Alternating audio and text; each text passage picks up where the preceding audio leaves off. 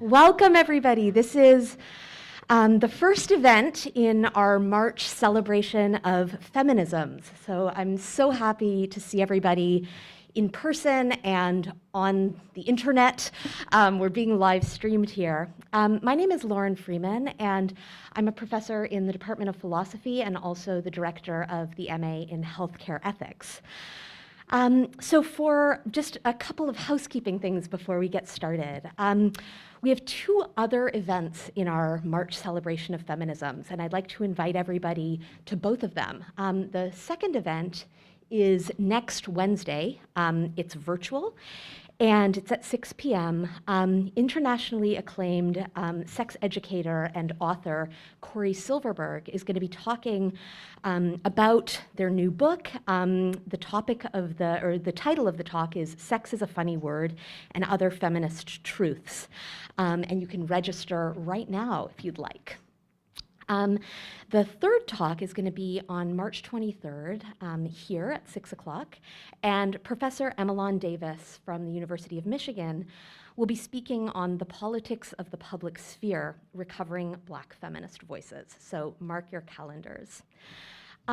This month's events, as you may or may not know, are part of a year-long program organized by Dr. Gary Gregg, who is here somewhere, hiding in the back over there, who's the head of the McConnell Center, in collaboration with Variety Left and Right. And I just want to thank Gary for inviting me to invite you to celebrate feminisms this month, and also to thank the Variety Left and Right for their extremely generous sponsorship of this year's events. They've been bringing speakers every month and allowing you to be exposed to a whole realm of wildly exciting ideas and thoughts. I'd also like to thank the wonderful staff at the McConnell Center, in particular Jessica Freely and Madeline Shelton, for being maximally efficient and kind, and for their meticulous eye to detail for tonight's events and for all of the organizing. So thank you. I'm not sure if you're here, but I'm so grateful for everything you've done. And one final thing before introducing tonight's speakers, I'd like to do a land acknowledgement statement, recognizing that those of us who are on the live stream are on different lands. But the land that we occupy, now called Kentucky, is the homeland of more than 20 indigenous tribes, including peoples known as the Shawnee, the Cherokee, and the Osage. Indigenous peoples have lived on the land that's now called Louisville for over 12,000 years. And I'd like to honor the land itself and acknowledge the presence and influence of indigenous peoples of the past and the over 30,000 indigenous peoples living in Kentucky today. Though this acknowledgement doesn't take the place of an effective communication and relationship with the land or with indigenous peoples, it serves as a first step to honor the land and to build community with those who inhabit it with us. And this kind of statement is particularly important given the topic of this month's events and of tonight's talk. Feminism, as you may or may not know, is a commitment to fighting against the oppression of women and members of all marginalized groups. So please let us take a moment to recognize the enduring presence of indigenous peoples in this area. And now, on to our speaker. It is my true and unbelievable pleasure to introduce to you Professor Kathryn Norlock. Professor Norlock is a professor of philosophy at Trent University in Peterborough, Canada. She holds the Kenneth Mark Drain Chair in Ethics, and she's the acting chair of the Department of Gender and Social Justice. In 2015, Norlock became the co-founder and co-editor of the open access journal Feminist Philosophical Quarterly, and in 2022, she was the recipient of the prestigious Eastern Society for Women in Philosophy's Distinguished Philosopher Award, which recognizes her decades of work in advancing accessible, high-quality feminist scholarship. Professor Norlock is a leading expert on moral emotions. Her 2008 book, Forgiveness from a Feminist Perspective, which is in its second edition of printing in 2019, broke important ground in this area. She's also co-edited two other books, Evil, Political Violence and Forgiveness, Essays in Honor of Claudia Card, and The Moral Psychology of Forgiveness. In her more recent article, Perpetual Struggle, Norlock argues against more hopeful and optimistic views. Instead, she advances the position that when it comes to evils caused by human beings, the situation is hopeless. She goes on to argue that we're better off with the heavy knowledge that evils recur,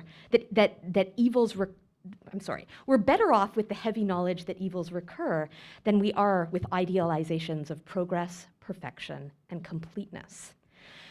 But in case you've completely lost hope, or that you're thinking that Kate Norlock is a complete killjoy, I promise you she's not. Professor Norlock develops a view that an appropriate ethic for living with such heavy knowledge could include resisting evils, improving the lives of victims, and even enjoying ourselves. I've just learned yesterday that Professor Norlock has been asked to turn her article, Can't Complain, into a book. Philosophers, and pretty much everyone, tend to prescribe against complaining or only to endorse complaints directed at improving circumstances. But using a feminist lens, Norlock rejects this prohibition of complaint. She argues that complaining may take the form of mindful attention to shared suffering. She suggests that ordinary, unconstructive complaining sometimes fulfills important social functions. And she might even say that when done properly, complaining can become a virtue. So I think we've established that Professor Norlock is a stellar scholar and thinker. But I'd be remiss were I not to underscore how incredible a person she is.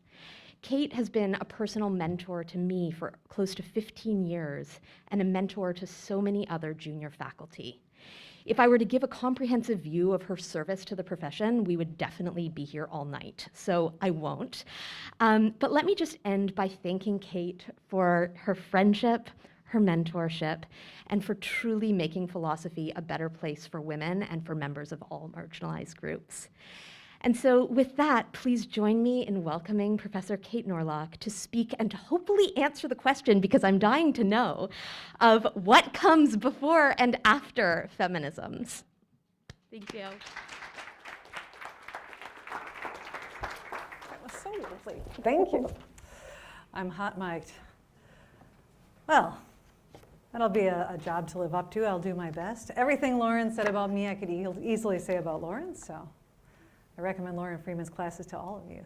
So I was going to start by thanking Lauren Freeman for thinking of me in connection with this series, and now I have to thank you for that lovely introduction too, and inviting me to present to you some of my thoughts on feminism. So just to give you a quick sense of who I am, because who am I?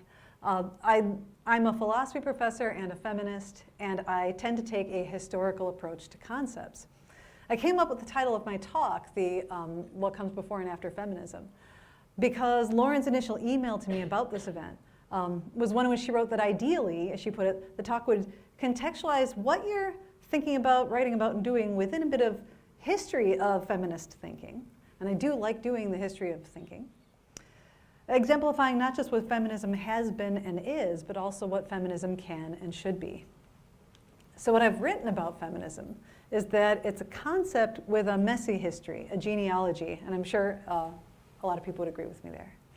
This is in part forecast in my entry on the Stanford Encyclopedia of Philosophy website. My contribution there is titled Feminist Ethics. And writing that moved me to think a lot about what feminism is and where it has been and how we even came up with this concept, feminism. So I think the answer to the title question, what comes before and after feminism, is also feminism of a sort. And now Lauren has her answer, and we can just go eat and hang out a little bit. But before we go eat and hang out a little bit, in the history of human affairs, I want to say there have often been published instances of something recognizable as feminism or proto-feminism.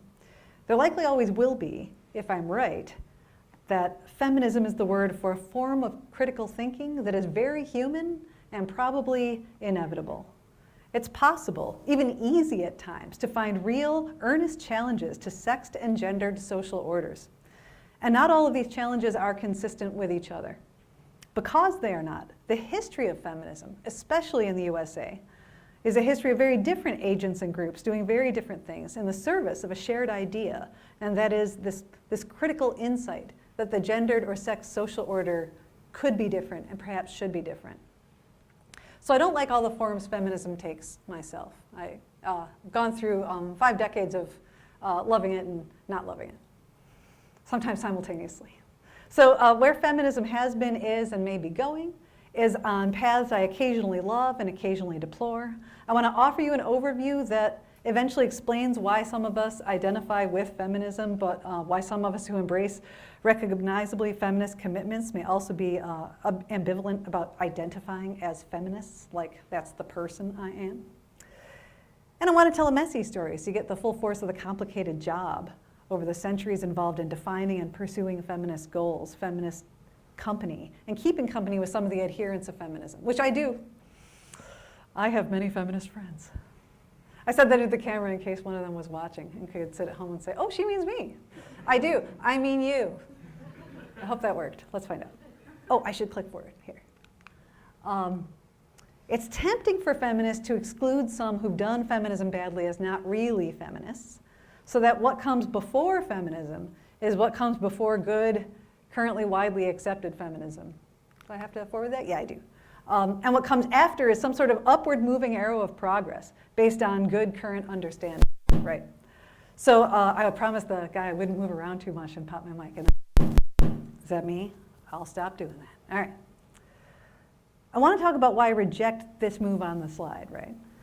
I continue to identify myself as a feminist all the time, but I will argue that being a feminist is remarkably like being an American. It's a descriptor that explains a lot about me, and not everything about me, including some characteristic habits of mind and conduct that are the results of a vexed and burdened history. It's no guarantor of progress. Laying claim to any group identity or movement membership brings with it some good and important questions about how and why to identify with groups and with their histories, and what to value about them.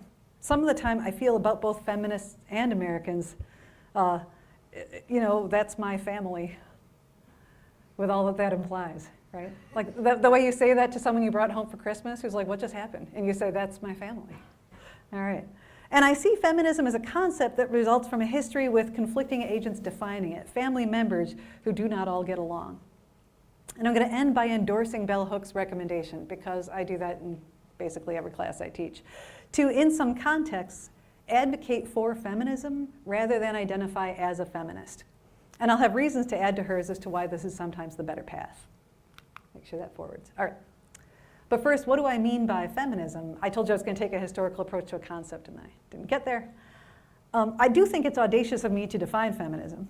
I was surprised Lauren asked me to. And I think it might be audacious for anyone to do so. But since I live in the internet age and loads of people confidently say what it is with no hesitation over their arrogance, I will proceed. The story I want to tell is in service to showing the problem with a single answer to that question. I'll try to find a way to say that plainly, but to offer some working definition, I'm going to broaden something philosopher Hilda Lindemann said about feminist ethics in order to characterize feminism very generally. And I'm going to be separating feminism from feminists, which I think is a job we all do.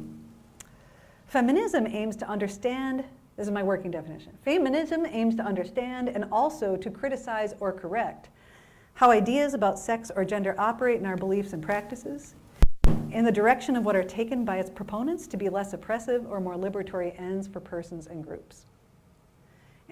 In this working definition, I'm omitting the words female or woman. I will explain that later, and we can talk about that in Q&A. Oh, and I promised myself that I would tell you guys Q&A is also going to be live streamed, so I just want you to know that when you ask your question, you thereby consent to the terms and conditions. Thank you in advance. All right.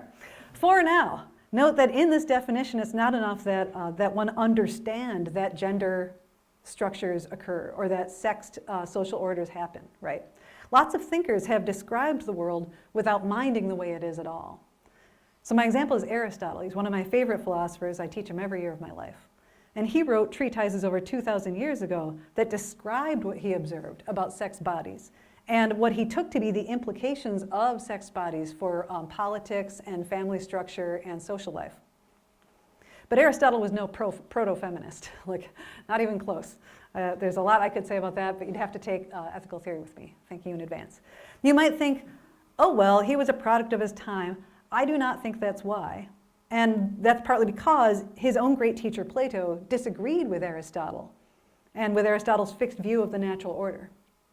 I dwell on this because in just about every time period, you can find someone who argues that the natural and social order doesn't have to be described and enforced the way it seems to be. There have always been critical thinkers who notice this. A feminist approach critically considers whether the prevailing organization of sexes and bodies into gendered roles or categories is a good or a bad way to organize the world, and works to change it for the better, or at least argue for the possibility of that change in more liberatory or less, or at least difference accommodating directions, as Plato in fact did, but probably want to move on. But feminist proponents differ in how they do so. So here are at least three dimensions I offer on which different feminists have generally aimed to understand and even criticize and maybe even correct the way sex or gender operates. So I think of these as different strategies, right? So it's broadly, feminism is broadly the effort to understand and criticize and correct a sex or gendered social order. The strategies can include criticizing and correcting how these things operate in the perception of the sexes as fixed or binary or oppositional with little or nothing in common. And the and/or is going to be important, in the perpetuation of undue privileges historically available to men. And as I'll note, some feminists in history have done this but not criticized one at all. And/or in the maintenance of oppressive social orders or practices that harm others along dimensions including sex, sexuality, and gender identity. Especially, and it's important to me to say, and not only, girls and women who historically have been subordinated.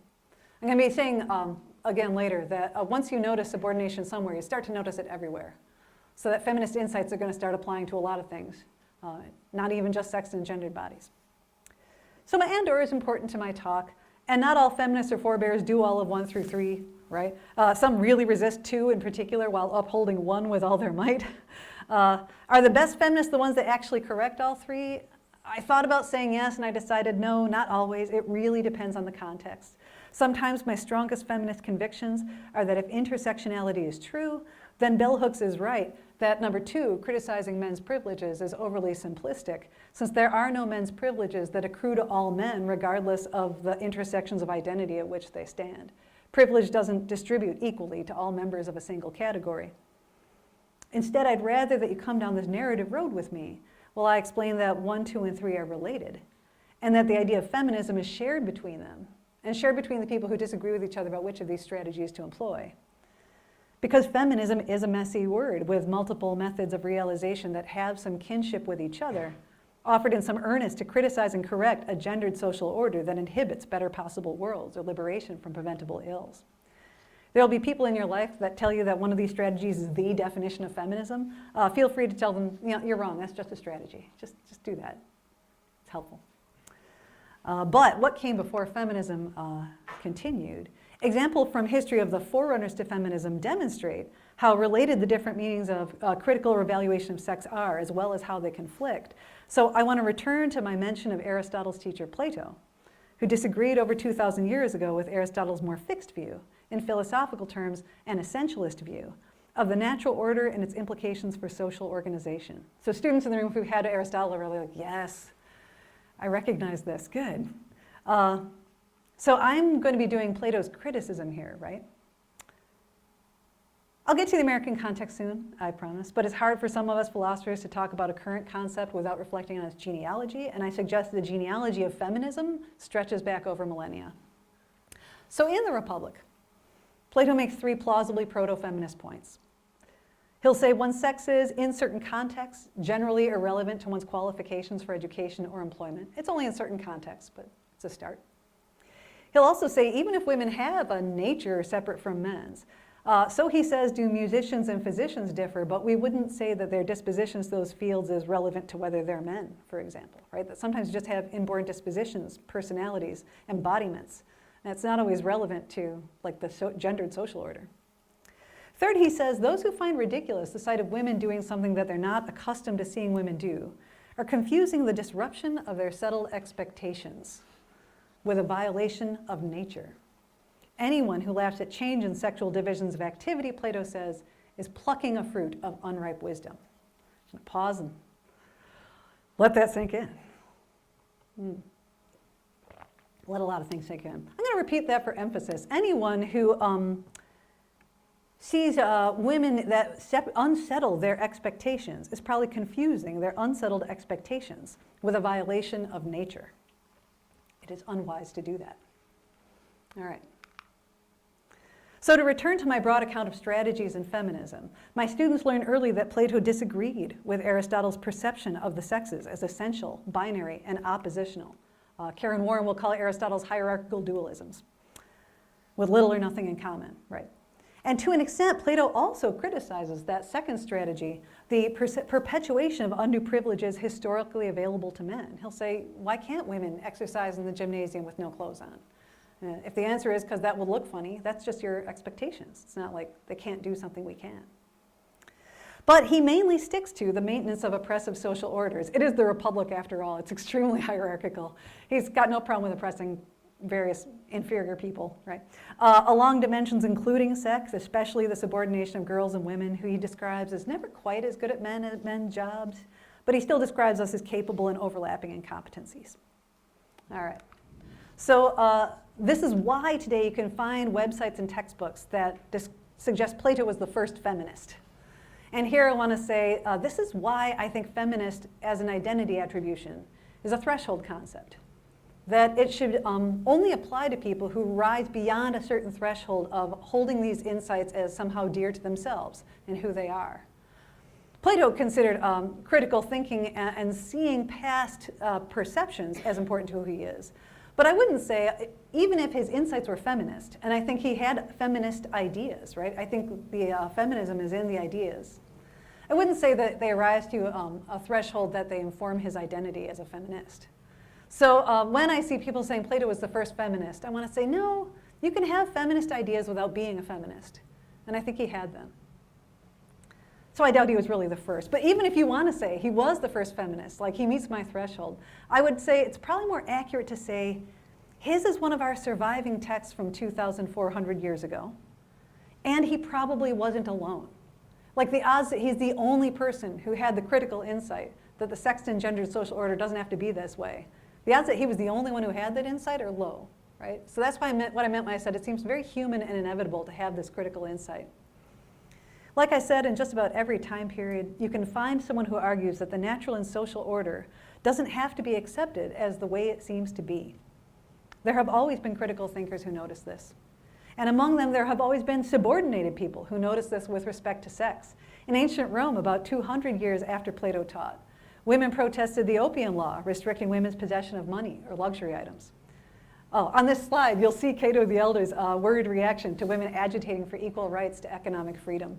It's a sentiment that would be echoed by later reactionaries for millennia. I love that quote. As soon as they begin to be your equals, they will have become your superiors. It's a nice, frank admission on the Roman consul's part that what he wanted was not men's equality, but men's maintained superiority. Any possibility of being inferior is to be avoided for men, and the best way to avoid being inferior to women is to be superior. Women's subordination for Cato is preferable. All right, so enough beating up on Cato. All right. You'll find other histories saying that the first feminist theorist was Christine de Pizan in the late 14th and early 15th century France. She's all the way on the left there. Who challenged prevailing attitudes toward women and called for female education.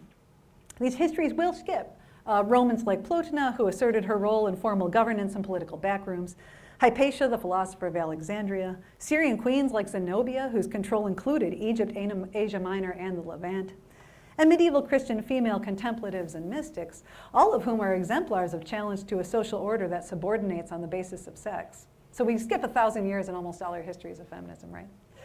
But as philosopher Christina van Dijk says of the latter, anyone who attempts to locate records of written reflection on the appropriate roles of the sexes or love or anything else is, as Van Dijk puts it, painfully aware of how much more there is unknown than known, unedited than edited, untranslated than translated.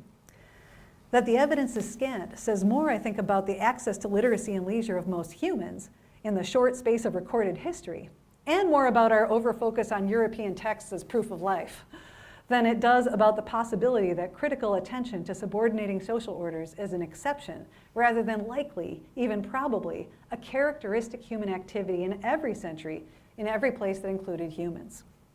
So I hope I'm being persuasive here. I've long been of the view that feminism has always been with us, in the same way that challenges to class subordination have always been with us. Like, my students are dead surprised when learning about the Wat-Tyler Rebellion. They're like, were there proto-communists 1,000 years ahead of time? I was like, and 2,000. I mean, there's, wherever you can find people who notice things, they're going to notice things. So perhaps they're not operating the same familiar umbrella terms, but it's recognizable that they're forerunners, they're proto-versions nonetheless. So having said that, I'm happy to agree that from the 15th century on, we can identify this steadier trickle of public texts that raise critical questions about whether our knowledge of or our behaviors towards sexes and its implications is as wise or as fair as it could be. For this reason, I tend not to describe feminism as happening in waves. I do not like describing feminism as having waves. Even in the American context, there are just so many people talking about so many different things, not all of whom were listening to each other. I think contentious conversations are ongoing in every period, and because so many different people are employing so many different dimensions of approach at the same time, including those different strategies, right? Even what looks like waves is usually just the waxing and waning of public attention to some and not all of the feminists in operation at any given time. I should move on. All right. In the Anglophone history of letters, sex and its implications get sustained attention from the writer most feminist textbooks start with, Mary Wollstonecraft. She's the English woman who wrote Vindication of the Rights of Women in 1792. Wollstonecraft argued against influential views of the time that said men and women were so different in embodiment and capabilities that they had different moral virtues, specifically criticizing Jean-Jacques Rousseau and what he says in Book 5 of Emile, but not limiting to Rousseau, right? I here throw down my gauntlet, she says, which are fighting words, and deny the existence of sexual virtues. Although women might have different practical duties to fulfill, she added, they are human duties. And the principles that justify human duties and regulate them must be the same for men and women. Those principles, Wollstonecraft added, should include the commitment to equal education for boys and girls. I want to do a sidebar here and a digression and say, you might read Mary Wollstonecraft's argument, it's lovely, and think, that's not feminist, it's just humanist. And no one needs feminism if we have humanism. All humans matter. And all should receive equal educations. Humanism.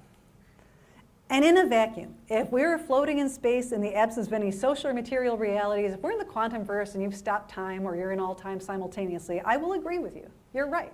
It is humanist. And in contexts in which women's full humanity or rights to literacy and education are being denied or held below men's, it is not merely humanist. It is also feminist. In context, in a particular time and place, a humanist argument is also a feminist argument because it understands and criticizes and corrects a gendered social order. And all arguments actually do occur in times and places. Therefore, the context matters. It always matters. And as long as the context includes gendered injustices, many humanist arguments are feminist arguments. So don't let humanists talk out of feminism. You can have both. All right. Just have both. They're both really lovely, actually. So Mary Wollstonecraft was not the first woman to write public text arguing for girls' education. She wasn't even the first English woman to write public text arguing for girls' education. But she was widely read, including here in the American colonies, and I promised I'd eventually get back to my home country. So let's get to the American context. Aaron Burr, one of our founding fathers. The shooty one, yes. But also Thomas Jefferson's vice president, a really critical founding father in many ways, would later read Mary Wollstonecraft and describe the Vindication in letters home to the ladies as, quote, a work of genius. He told them they were really going to like it. He is reading Wollstonecraft and writing to the women of his life back home because the women in his family were arguably already feminists. A researcher of American letters describes Esther Burr, Aaron Burr's mother, as writing with, as she put it, certainly feminist impulses, especially in her journal. The researcher adds, but we are hesitant to use the word feminist, so we relied instead on the idea of imminent feminism. I'm fine with that, I respect that. But I think it's meaningful, important to just call that feminism too, because the ideas are there. They're just waiting to be named and even reclaimed. Well, let's do Americans. But just looking at the USA context, though, as it unfolds, you'll notice loads of examples of feminism that don't all go together. And so to some of the women and gender studies students in the room, this is old news, right? Students who have taken women's studies or gender studies know that some Americans, such as Kathryn Beecher, forwarded a sort of separate but equal vision of men and women as psychologically and essentially different, a view according to which female virtue is ultimately better than male virtue. Beecher had company with thinkers who lauded feminine virtues and women's importance, but did so in ways that would reinforce views of women as superior because of our innate qualities of gentleness, love, spirituality, and sentimentality. You're thinking, I don't like that vision of a woman at all. I sympathize. But that was the view of her time. It was very culturally appealing in her time too. So it would get some public attention. It would get rewarded as in line with cultural expectations. To return to my broad account of feminist strategies, Beecher and her like didn't question the perception of the sexes as fixed, binary, and oppositional, right? So she embraces that just about as much as Aristotle did. But to an extent, Beecher and similar women's advocates criticized the perpetuation of the undue privileges historically available to men, including for some of Beecher's allies, the vote. So those are the suffragettes you're going to hear about. A lot of suffragettes wouldn't problematize one nearly as much as two, except the ones that would. They didn't all agree with each other. Beecher's feminism, and I hope I'm persuasive that it was a form of feminism, exists in our history alongside that of critics of social systems who disagreed that women and men were fundamentally different in any important way, including Frederick Douglass, my beautiful bearded man on the slide here, who insisted that all that distinguishes man as an intelligent and accountable being is equally true of woman. So some white and middle-class feminists would ally themselves with Frederick Douglass. He's at the Seneca Falls Convention signing the Declaration of Women's Rights. But some of those white middle-class feminists who called themselves allies with Frederick Douglass would argue for the end of slavery and later the liberation of black women, but would do so because they envisioned the creation of a society in which the black woman was able to occupy her proper station, nay, every woman's proper station, which is that of a homemaker, a daughter, a wife, and a mother, fundamentally defined by her relationships to men in heterosexually arranged relationships. These sorts of feminists still maintained a social order of separate spheres for men and women, and were hoping to move former slaves into it in a sort of join us here in the private middle-class sphere of privilege way, right? In contrast, some of those former slaves, including Anna Julia Cooper, Ida B. Wells Barnett is the photo in the middle center, and descendants of slaves, including Mary Church Terrell, grounded their work for women's rights and arguments for women's moral and social political equality in rather different priorities, asserting more interest in equal protection of the laws, economic liberation, political representation, and in Wells Barnett's case, self-defense and the exertion of the right to bear arms as necessary to survival and liberation. It's important to notice here how feminist and yet contrary Ida Wells Barnett's pro-Second Amendment stances to the dove-like tendencies of many 19th century white feminists of her time, especially. And I think it gets less attention because it is less culturally pleasing that Ida Wells is saying, I would like the right to bear arms to be something that is thoroughly respected on the part of black women, right? Here's another contrast. At the turn to the 20th century, some feminists like Emma Goldman argued for the right to information about birth control in order that all women could enjoy the freedom to experience sexual pleasure. Emma Goldman was convinced so it could give you a greater understanding of your body, the nature of love, the nature of relationship ethics, even in the absence of marriage. Others, like Charlotte Perkins Gilman, later Stetson, are writing at roughly the same time. Gilman argues for birth control not for opportunities to know sexual pleasure. If you read her Utopia Herland, she seems to have like the anti-interest in sexual pleasure, but for reasons both of economic liberation for women and, unfortunately, reasons favorable to eugenics, so that the right sorts of women were having babies, preferably to elevate the species above, I don't know, the other sorts of women. Which are the real feminists? And again, my contention is all of them. All of these public figures who disagree with each other about the how are still aiming to understand or criticize or correct the gendered social order in a liberatory direction. Like my fellow Americans who all identify with membership in the country, but differ deeply as to how to make it good, feminists take up this shared project over a long history that permits major disagreements about how to do the job at hand.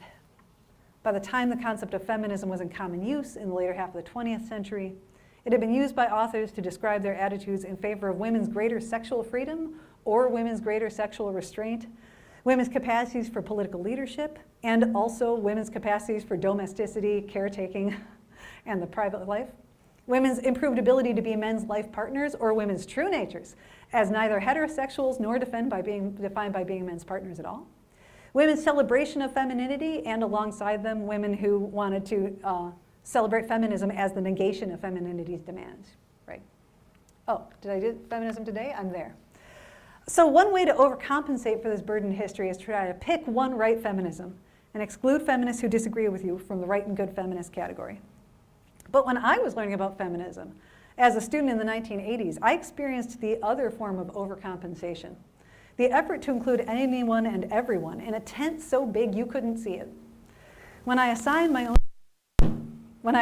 own students select readings by bell hooks, a Kentucky-born feminist theorist, as Lauren reminded me, I sent along a reading saying, bell hooks, feminism's for everybody, that's the reading. She said, Kentucky-born, all right. I aimed to get across that at the time Hooks was writing in the 1980s, feminism in scholarship, which few non-American and non-academics read, was booming, but feminism in popular parlance in the 1980s had become not a site of these contended meanings or conflicting memberships, but a completely meaningless word that largely referred to individuals' choices. As Hooks puts it, lifestyle feminism. I agree with Hooks' interest in a conception of feminism as requiring political awareness of oppression and commitment to liberation and anti-sexism. And I'm sympathetic to Hooks' worry that if feminism is defined as anything goes, or more often I hear today, whatever you want it to mean, then the concept has no meaning at all. If the meanings of concepts and abstract words are completely up to the individual, then we can't communicate with words. We have to share a meaning to be able to communicate with a word. So I would suggest we not perpetuate the mistake of saying feminism is whatever anyone wants it to be. As Bell Hooks says, arguably the term feminist had become entirely meaningless instead of merely vague or controversial in contexts in which people reduce the meaning of the concept to a festival of individual choices. I think that when feminism became for most a celebration of any and all personal choices, then its most dominant meaning for a time was meaningless. Like Carol Hay, author of Think Like a Feminist, I recommend that book. She'll argue four waves, which I argue against, but she also remembers the day that I remember, that the front page headline of the satirical Onion newspaper was "Women Now Empowered by Everything a Woman Does." That was in 2003. All of my friends and I were sharing it gleefully with each other, like, yes, this is a deep cut, this is awesome, yes. And I thought how true it was and genuinely wondered if I was still a feminist at all, because I hate this. All right. What feminism had become was getting so thinly spread that it communicated almost nothing in precisely the social context I wanted to change.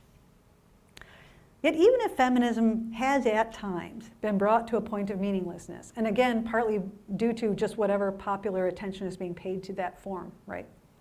I suggest that like the talk of feminism as having waves, the talk of feminism as whatever you want it to be really just reflects what kind of public attention is being paid and to which feminists. Public attention has more recently shifted, especially when lots of people got together in order to further feminism's meaningfulness on purpose. And lots of people getting together is going to be the answer, right? And I mean purposefully in groups that shared related purposes, including the large marches after President Trump's election, the online Me Too movement, wider online conversations about misogyny today. But that greater meaningfulness depended on people working together to focus press attention and popular attention, which revised the popular understanding of the term. And this is what I mean when I say in my own classes that the meaning of feminism is and should be revised. Feminism can and should be what some theorists call a revisionary concept. And I say that while keeping in full view something philosopher Sally Haslinger once said. She said, revisionary projects are in danger of providing answers to questions that weren't being asked. Like, do people even want a revisionary definition of feminism if it makes a lot of us feel good to say it's just whatever I want it to be? So let me back up and explain that I think we're always revising concepts. And that too is inevitable. It's a very human enterprise to revise your concepts. My pitch, like Bell Hooks in Feminism is for Everybody, is that we should be more purposeful in our revisionary projects. And arguably all concept definition is revisionary. Because abstract ideas are not handed down from a first authority or etched in asteroids that appeared before humanity and crash landed on us. And we're like, oh, well, that's what it means, right? Instead, the concepts and abstract ideas we trade are shaped by our use. This is why dictionaries get revised. It's why a mouse is not just a word for a rodent, but it's also a word for a computer peripheral. At times, human communities choose to change words on purpose. The change in my lifetime of the meaning of queer from quite simply a slur to a complex word with more than one meaning is due to the concerted activism of gay rights groups who got together in order to make a new meaning catch on, and pervade the culture. And that is a revision. What designers and marketers do is revisionary, when they look for a familiar word to describe a new innovation or product. Often today this is called a pointer or a clicker. And this isn't what a pointer or a clicker was when I was your age. Clickers in the library were just analog things that made a loud sound. Pointers were long rods. And what political and social movements do is revisionary when we argue for any change in how to see something presumed to be known and familiar. Some of you today will hear this called conceptual engineering. That is one form of revision. It's not the only, but it's one.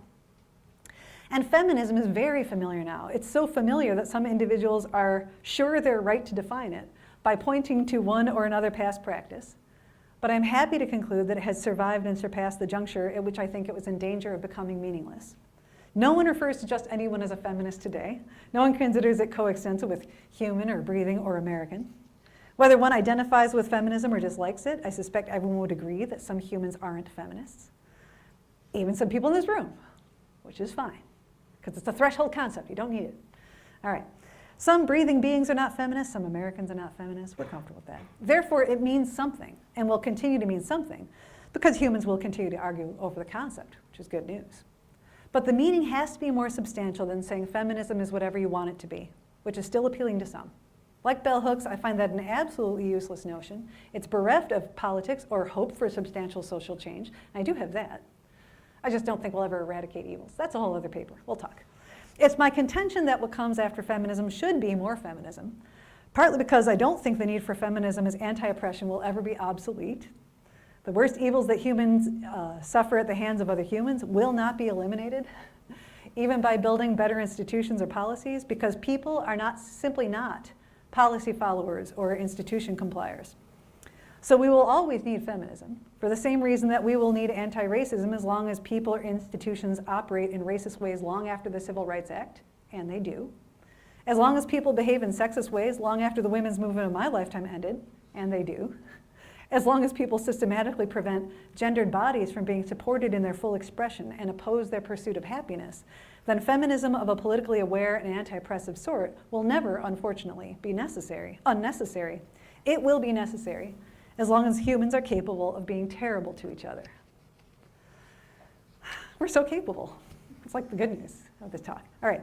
Queer identity in my own lifetime has come to refer not just to an individual's sexual orientation, but to a political stance in opposition to oppressive norms.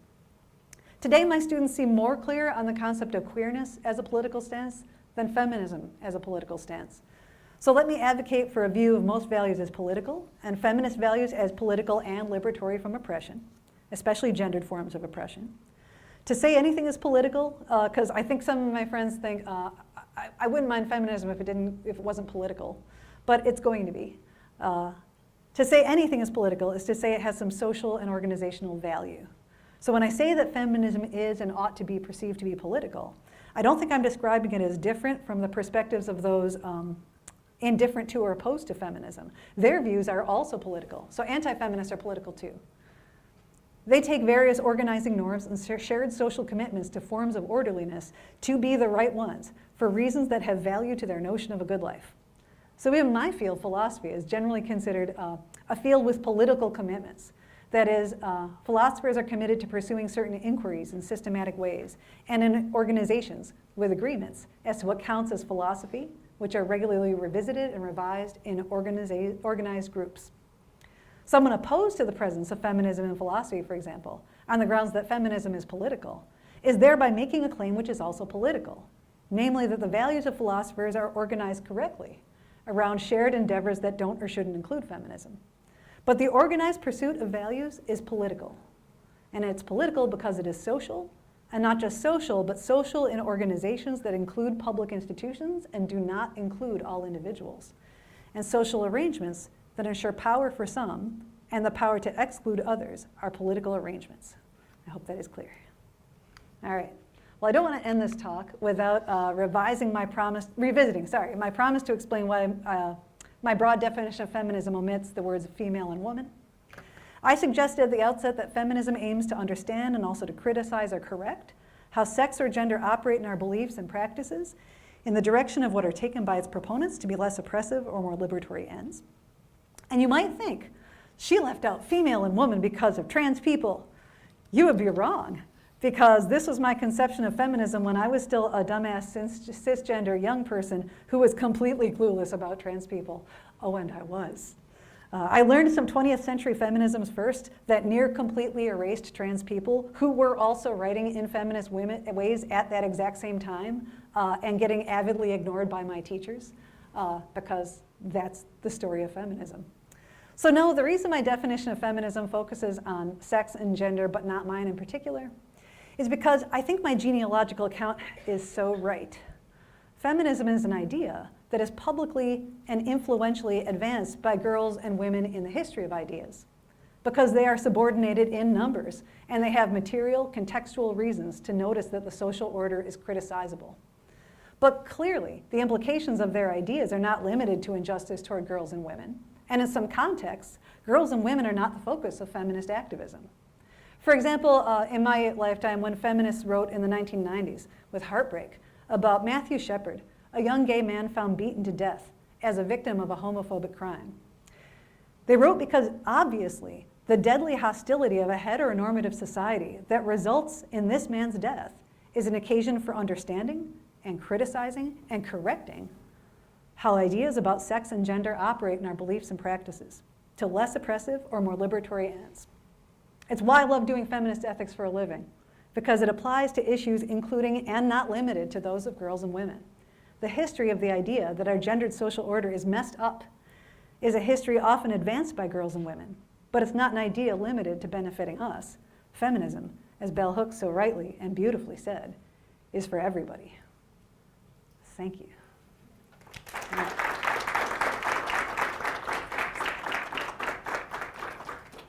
There. I forgot. I was going to give you bell hooks if you prefer. She's more efficient. I talked for 45 minutes and then said, or you could look at bell hooks. She's more efficient. She didn't tell me to come be efficient. All right. I see people with microphones talking nearby. No problem. We're whispering. All right. You set me up for Q&A? Yes. Do you want to say a few words? It's good. I'll just ask people to raise their hand, and Dr. Norlock will pick people, and I'll come bring you the microphone.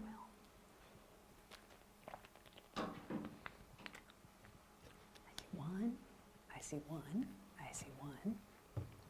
You're gonna let just one pan go up? Just one? All right.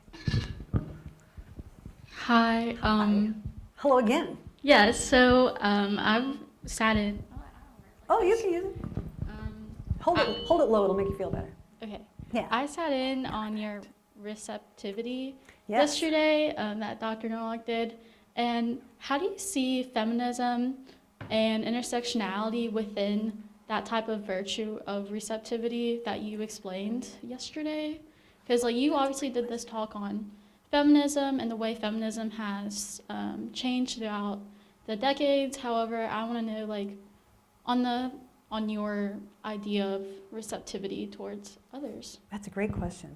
Yeah, I love the question because it reminds me to say something that I didn't say during the talk, which is yesterday I talked to a room full of students about my idea that receptivity is a virtue in argumentation.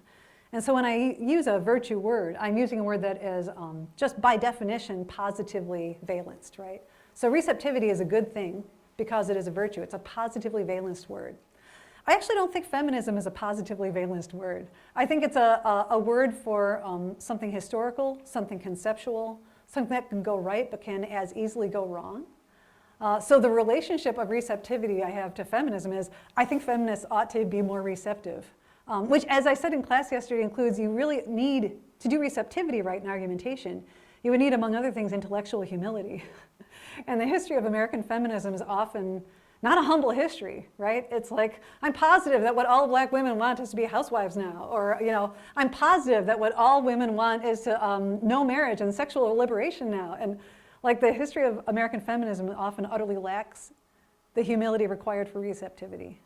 So I think there are virtues that feminists ought to practice, including receptivity. I think we often fail to. But thank you for asking that question. It's important to remind myself that I don't think feminism is a virtue. It's just a bunch of stuff that happened, but also near and dear to my heart. Yeah.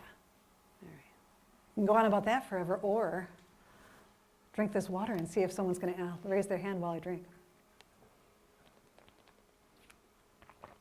You did it. All right. I had this feeling that if I turned my back, you would do it. All right. Thanks again for being with us. And I just had a question of whether you think the term feminism still accurately captures the tenets of the movement, or whether a movement to a different term would more accurately depict what the movement is heading towards. That's a great question. Yeah, I like the question. I think the way I define feminism is accurate because it captures multiple different movements, right? There are multiple different movements going on the earth right now. I read Twitter, even when I tell myself not to read Twitter. So I see the feminists in the Twitterverse who tell each other, we are gender critical and we are opposed to various forms of transhumanism and transfeminism and trans being. And I also see that there is a movement among trans feminists saying we should move trans women from margin to center. We should move trans people from margin to center and try to disrupt gender binaries and expectations and counter this other movement. I think they both count as, in their opinion, feminist movements. I think the gender critical philosophers that I disagree with would say we're a real feminist movement. We're really gonna hold the line and say this has to be about women and girls. And I was like, first of all, I mean, no, what a limited conception. And second of all, what do you mean by women and girls? I bet it's not what I mean. They're organized, they're social, they get together and talk about their membership. So I see them as, in a way, a political movement. I don't see them as a good one. But since I see there is more than one feminist movement on Earth, I don't think a definition of feminism needs to capture the tenets of any particular movement. Because the tenets of those movements, especially when it comes to feminists who call themselves gender critical and trans feminists, their tenets are absolutely in opposition to each other. So they can't all be reflected in my definition, or any definition, I think. And I mean, you could, this is that time when I invite you, because you don't have to agree with people who come to your campus and say things. This is the time when I invite you to think, yeah, but I think like trans feminists are right, and gender critical feminists are wrong. And so there's a good and right way to be a feminist. You might be correct. But I don't think that limits the meaning of the concept. It just means this concept refers to an ongoing messy history that we share. A word that we trade in a really meaningful way. Even people who hate each other trade the word in a meaningful way. Like they both know that they mean feminism by feminism and not chair, right? So I think the word still has to refer to a messy concept and not to the tenets of any particular movement. And I think that's why I like the question about a virtue right away, because it reminds me, right within this messy conceptual thing, there are people who are doing something more virtuous and more considerate and more sensitive to actualities. And then there are the other feminists. They're my family. I do have come to see like Americans and feminists as just like, you know, someone says, why would your uncle say that? You know, he's family. You learn to live with the fact that you're related to a lot of imperfect people. And you're not unrelated. You could say, I'm nothing like them. You are a little bit. You have to admit, you're a little like them. Yes, my friend. I think you're the only hand up. I could be wrong. If other people have their hands up, just like get your hand up bigger. Oh, I see you now. Thank you. All right, you first. Hi, I just wanted to say thank you for speaking as well, but you were referencing the term queer and queerness as something that a lot of your students had like a concept of how it is a political term. Yes. I was wondering if you would say that the word queer is innately or inherently political, or if it has been politicized. And just coming from me as a queer person myself, I do think that defining myself as queer isn't innately political, but it has been politicized by others. And I was just wondering what like you would say to that. That's a very difficult question. Do you have any easy bad questions? Okay, let me answer the difficult good question. I mean, my short answer, I can do a cop-out answer, which is actually a good answer, but also a cop-out, which is Actually, since queer public writers have started using the word queer in public writing, like literally since the 1960s, they have disagreed with each other about whether or not it's inherently political. So my good cop-out answer, which is very scholarly of me, is scholars disagree about the answer to your question. But you really were asking if I was saying this, so I shouldn't cop out quite so hard. I should say a word can be used on more than one dimension, right? And so it absolutely depends on the context. And if we're talking about someone coming out to his parents as queer, we're probably not talking about someone who just wants his parents to know he's got a political stance, right? We're talking about somebody who's trying to describe sexual orientation or a sexual difference or a sexual discovery of a new version of themselves they didn't know existed. So I think it depends on what dimension you're using the word queer on, right? Because my talk did say context is everything, I think there are times when queer really sensibly refers to something that's not political and is instead personal in a non-political way. And it's something you're trying to share about your identity and the way you see yourself. I think there are other times when even if you go into context saying, I am using this word apolitically, you will fail to do so because you're in a political context where people are going to say, what I am hearing is not what you are saying. And I think they're quite right too. I'm trying not to go on about this too long because that guy had a hand up. So I'm going to try to do this next bit briefly and say, one of my favorite things about the philosophy of language is that language by definition is this morally risky enterprise where you say, I'm not doing a speech act right now, I'm just reporting how I feel. And the other one says, no, this is a speech act, you are making things happen. That we don't have control over how our words are taken. So I honor your point that there may be a real substantive sense in which what you take to be important to queerness and to your saying that you're queer might be in a lot of contexts, not political. And I want to say you're probably quite right about how you intend it. And that is also entirely permissive of other people in the context in which you bring that word, taking you to be completely political, and they're right too. Yeah. Oh, that was such a complex answer, but I think I'm right. Let's talk more later. Well, I'm very excited about this. All right. Hey, do you have an easier, less difficult question?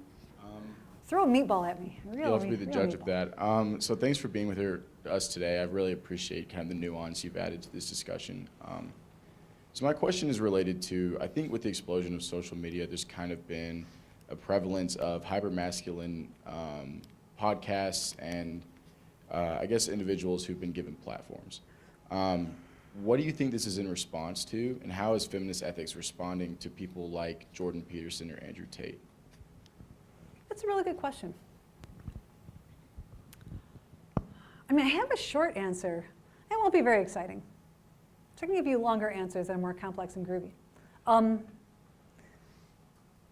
I have lived long enough to see this change because I remember the birth of the internet. I was there.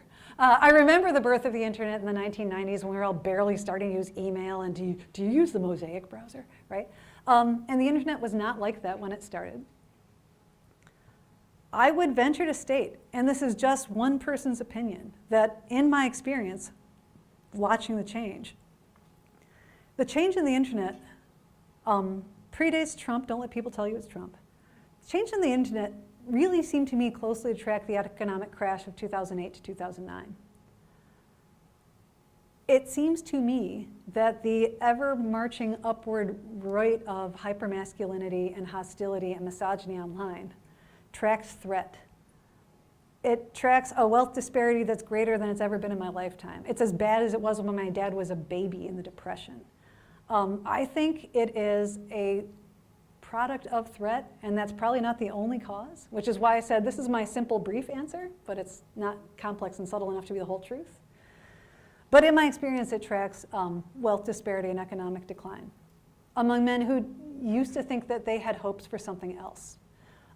So I notice, when you look at the use of social media in different countries, men whose expectations weren't thwarted like that in other countries don't have the same rates of hypermasculinity and misogyny online. They use it differently. It does seem to be in certain social and political, geographic, and demographic contexts. It seems to be the ones that experienced a real setback. And the setback is real. Like, I don't want to pretend it's not. The crash was bad.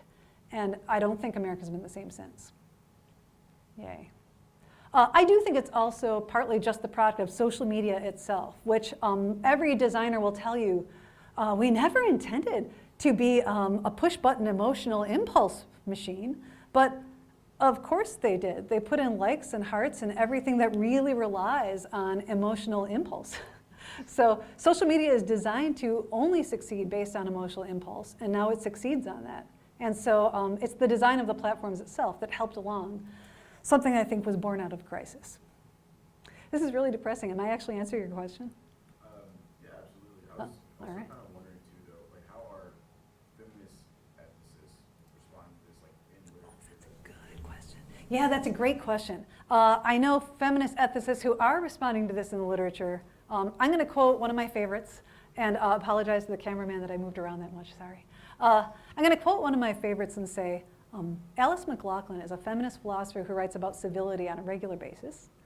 And she noticed that feminist responses, there's no one feminist response that succeeds, but some have succeeded. So she'll use, for example, Sarah Silverman, who got like so surprising misogyny online. Why are we even surprised anymore? Who got large amounts of deep misogyny online and responded to one of the misogynist hate mongers with great compassion, saying, you know, when I got this kind of language from you, I went and looked at your Twitter profile. I noticed you suffer from chronic back pain. I do too. I've tried the following 5 things that didn't work and one that did. Is this your experience? And connecting with her back pain really converted her misogynist. Like, he's just not a misogynist through and through, because although he said a lot of misogynist things, he switched and said, oh, you're a human. You were talking to me like a human talks. I'm so glad that you have noticed that I have back pain. Yes, it's really ruined my life in some ways, right? So some of the feminist ethicists have noticed that if you respond with empathy, compassion, and actual interpersonal exchange about a topic other than the topic they're trying to chase you on, that can work. And yet, Alice McLaughlin also notices in the same article, Lindy West gets misogyny online. She doesn't respond with empathy and love. She responds with like interpersonal indignation and says, why would you talk to me like that? Like, I know that you can see that the people are human. I see that in your Twitter feed you interact with people. Don't you see me as human? Like, don't you understand why this would harm me? And Lindy West's attacker also converted. He's like, oh, your indignation reminds me that you're a human being. You're talking to me like one-on-one. This is really important to me. We should talk. I am now apologizing for the things I said to you. So the feminist ethicist point is, there's no one magic thing that's going to convert the hypermasculine misogyny online, right? Sometimes compassion and empathy works.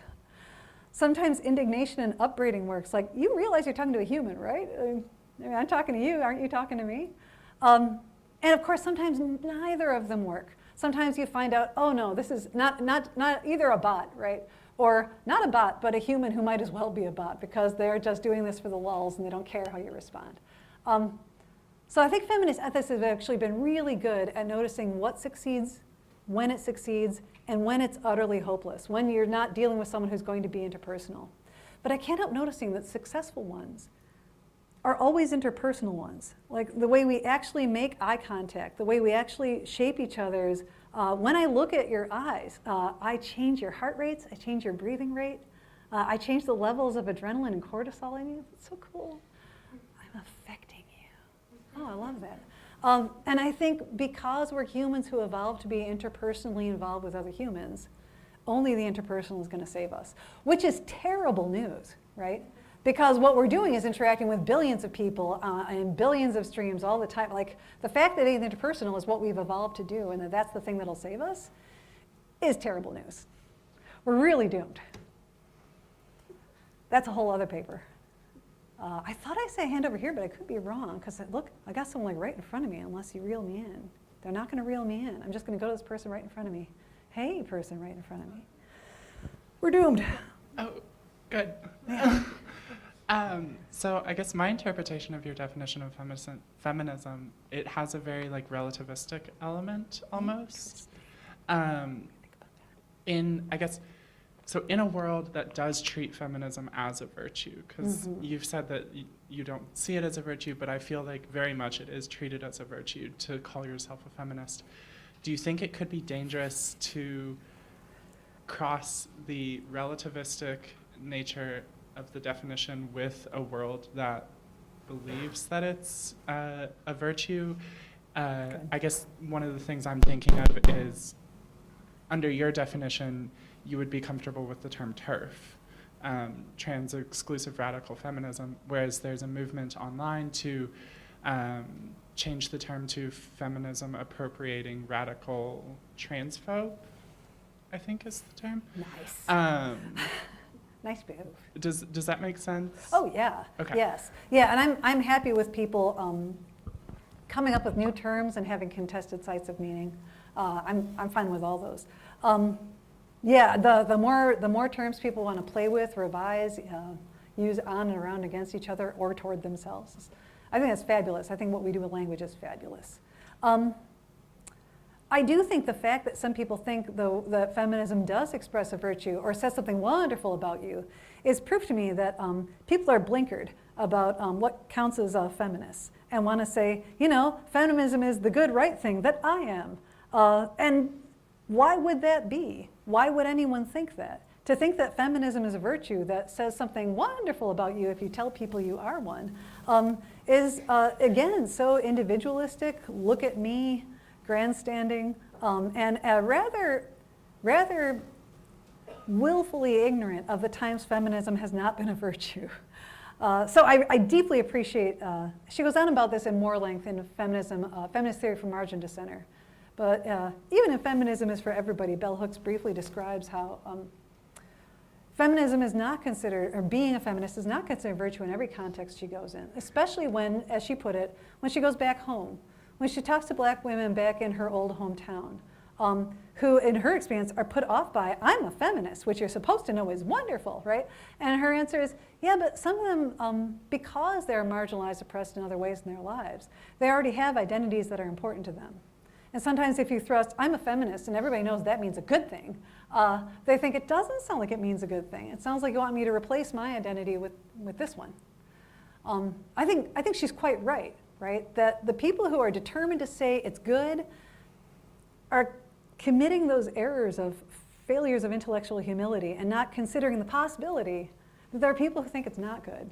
Probably because its history is terrible. Its practitioners are often terrible. TERFs, I think, are terrible and call themselves feminists. And they're right to call themselves feminists because they fit into a wider conceptual picture of what we tend to focus on, over time. Didn't know about the new term. I like that one too. That's fun. So yeah, I think people who think it's a virtue should look up and around and at history more often. And I think Hooks is right that perhaps it's often wiser to say, I advocate for feminism and feminist goals, rather than, I am a feminist. Although there are contexts in which I think saying that is important, right? Especially in contexts in which you're not supposed to. On my travel day when I was waiting in an airport for my connector to Louisville, I read an article that said, there's a bill in the State House in Florida right now considering just abolishing gender studies as a department in universities. It's like, oh, that's interesting because I'm a chair of one, right? Are they going to shoot us into space or just reassign us? I don't know. But I do think in those contexts, right, it would be very good for me to walk into a room and say, well, I'm a feminist, and I think your bill is bad. I do think it's bad. So there are contexts in which it's important to say you are anyway, not because I think it's always a virtue, but because the context is one in which somebody wishes feminists didn't exist at all. So in those contexts, it's great to say it, but not because it's a virtue. Yeah, thank you for helping me think about that. It's a really, really helpful, thoughtful question. I think we have time for one more question. No one wants to fight with me? I could have been so cantankerous. All right. I'll allow you to be polite. Well, Dr. Norlock, we want to thank you for coming to talk to us tonight. On behalf of the McConnell Center, we have a gift for you. Thank you. Thank you again. It was lovely to see you. Thank you so much.